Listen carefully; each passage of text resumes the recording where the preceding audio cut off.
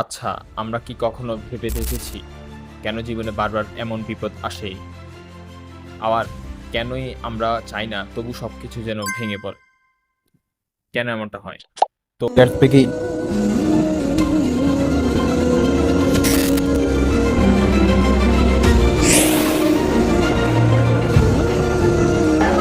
তো এই প্রসঙ্গে কোরআনের একটি আয়াত দেয়া যেতে পারে। যেমন সূরা আল হাদিদ আল্লাহ বলেন, পৃথিবীতে বা নিজেদের মধ্যে কোনো বিপদই আসে না, যা আমি সৃষ্টি করার আগে কিতাবে লেখা নেই। মানে হলো, আমাদের মনে রাখতে হবে আমাদের সমস্ত দুঃখ এবং কষ্ট সবকিছুই আল্লাহ জানেন। কিন্তু এগুলো হঠাৎ আসেনি, এগুলো আমাদের তাকদীরেরই অংশ। কিন্তু সেই প্রসঙ্গে বলতে গেলে আমাদের এটাও মাথায় রাখতে হবে, ধৈর্য ধরতে হবে। আল্লাহ আমাদের জন্য নিশ্চয়ই ভালো কিছুই রেখেছে।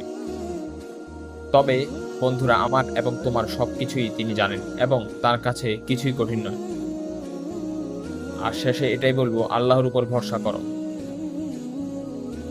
যেমন সহিহ মুসলিমের এক হাদিসে আল্লাহ রাসূল বলেছেন, তাকদীরে যা লেখা আছে তা হবেই।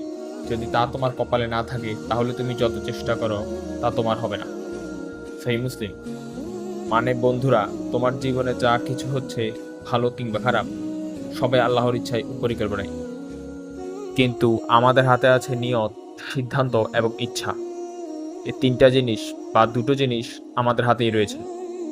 আর পরিশ্রম কতটুকু করতে পারলাম সেটা আল্লাহ দেখবেন এবং সে স্বাধীনতা আল্লাহ আমাদের দিয়েছেন। তবে নিজের অন্তরের নিয়ত এবং ইচ্ছা সাথে সিদ্ধান্ত, এই তিনটি কিন্তু অবশ্যই আল্লাহ তাআলা দেখবে। সুতরাং আমাদের হাতে আল্লাহ যতটুকু ক্ষমতা দিয়েছেন ততটুকু আমাদের চেষ্টা করে যাওয়া উচিত, নতুবা আল্লাহকে দোষ দিয়ে কোনো লাভ নেই। তো ভাই, এতক্ষণ যা কিছু বললাম তা সহজ ভাষায় বললে এমন হয় যে আমাদের জীবনে যা কিছুই হচ্ছে, ভালো হোক বা খারাপ, সবই আল্লাহর ইচ্ছায় পরিকল্পনায়। মানে আমরা যদি ভালো কিছু পাই তাহলে আমাদের উচিত অহংকার না করা, আর যদি বিপদ আসে তাহলে হতাশ না হয়ে এটার পরীক্ষা এবং ভবিষ্যতের জন্য প্রস্তুতি মনে করা।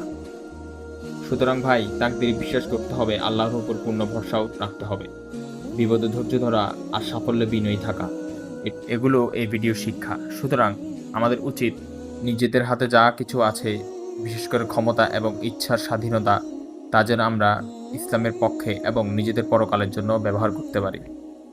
তো ভাই, ভিডিওটি ভালো লাগলে লাইক এবং চ্যানেলে নতুন হয়ে থাকলে সাবস্ক্রাইব করবেন। ধন্যবাদ।